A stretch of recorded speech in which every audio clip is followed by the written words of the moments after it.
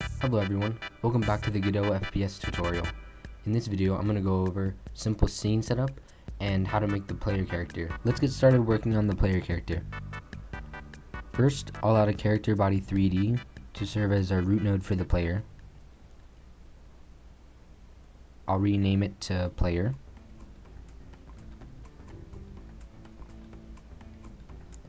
Save that to the scenes. Now let's add a collision shape. Give it a capsule shape. Now I'll add a mesh renderer, and it's gonna be a bane. Okay, now I'll add a node 3D to act as the neck for our camera.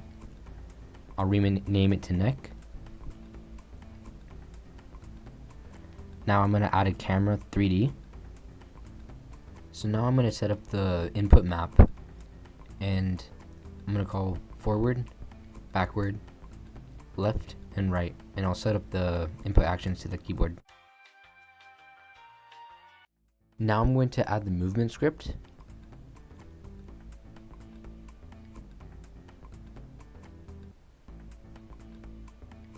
And I'm gonna make 4 variables. First one is gravity, and I'll set it equal to 10. Speed, and I'll do 10 again.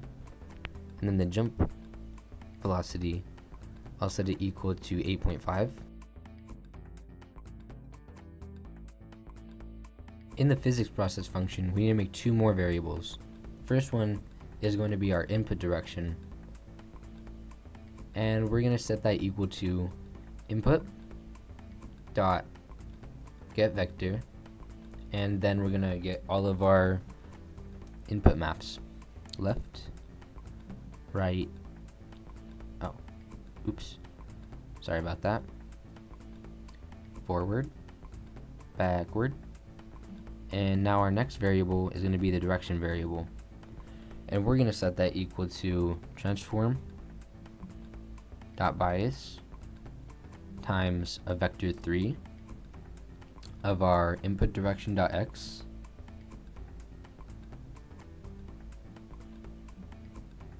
(0) and our input direction dot y dot normalized. Now we're going to make an if statement to check if direction. We want our velocity dot x, so our left and right, to be equal to direction dot x times speed. Then we can just copy and paste that and change it to our forward and backwards motion, which is the z axis. Else, we want to slowly come to a stop, so we'll set our velocity.x equal to move toward velocity.x 0 and speed. Then we can just copy and paste that, change it to our dot z, and the last step is to call move and slide.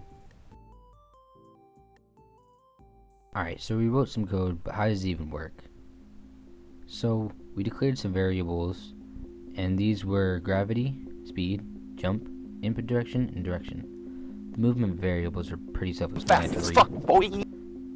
The input direction is a vector, which is an imaginary math line based on the WASD keys, and the direction uses the input direction to form the actual physical space direction for the player to go into. Move and slide is what ties our character to the physics engine and allows us to move. So let's get started working on the world scene. I'll make a node 3D, call it world, add a CSG box, and I'll just rename it to floor. Make this 100 by 10 by 100. And we can enable collisions just by clicking this use collision button over here. And I'm going to add a texture that I got from the assets library over here, from Kenny's prototype textures. And by default, you can see that it uses the whole texture for the ground, which I don't like. So I'm going to go into geometry material override, and under UV1, if we click triplanar, it scales it so that it's smaller. Now I'm going to add environment and sun scene because I like seeing things. And I'm just going to add the player, and I'll move him up so we're not in the ground. And I'll run current scene, not run current scene, run main scene. And we can see that we are moving, but the one problem is we can't look left and right, up and down. So let's fix that. So we need to get a reference to our neck and camera by holding control and dragging the node into our script. And we need to make a new function called unhandled input. And I'm going to write if event is input event mouse button. Then we want our mouse to go into captured mode, which means that we can't see the mouse and it won't go off the screen, but it still works as it would normally.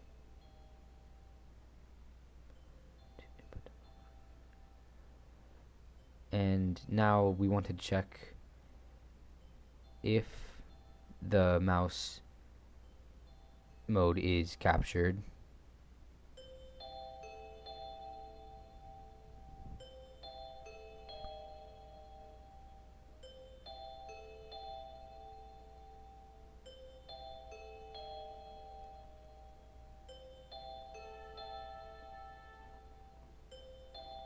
If event is mouse motion, so like moving your mouse around the desk, then we want our neck to rotate y, the negative event relative dot x times 0.00x 6. Sorry. Now we need to make a new variable called new cam rotation.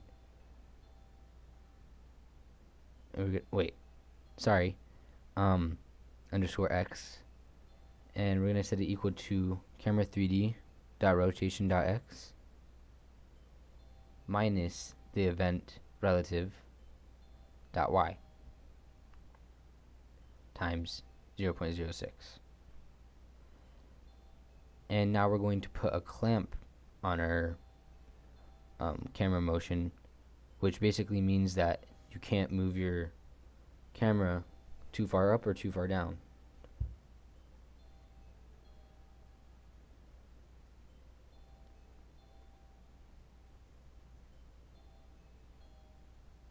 And now we're going to set our camera 3D dot rotation dot x equal to new rotation x.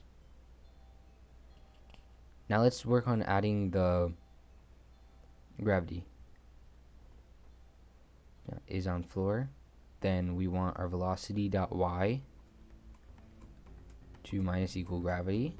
Sorry, one thing I forgot to add was to check if input dot is action pressed in the escape action, which is UI cancel. Then we want our mouse to be set to visible, so it's not captured.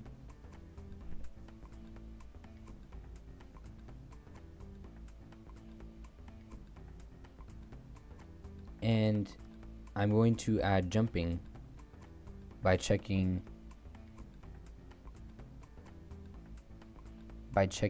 if is on floor and input dot is action just pressed UI accept, which is the space bar. Then we want our velocity dot y to plus equal jump velocity. Also, in our direction variable, we need our transform bias to go off of the neck transform bias instead of the player transform bias, so we actually go in the direction that we're looking at.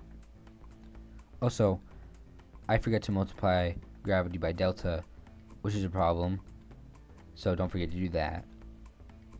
My bad. Yeah, don't forget to multiply by delta. Alright, now let's test it. Run main scene. And yeah, we can look around. Cool. We can jump too, but the jump is really high and I don't like it. So I think I'm gonna increase gravity to 25. Now let's test it again. So that's it, and like that one guy said, video is not good if montage is not in it. Montage there's a montage happening now. Cool montage. Music for montage. Montage. I'm gonna get sushi on Nintendo for this music. But there's a montage. There's a montage happening.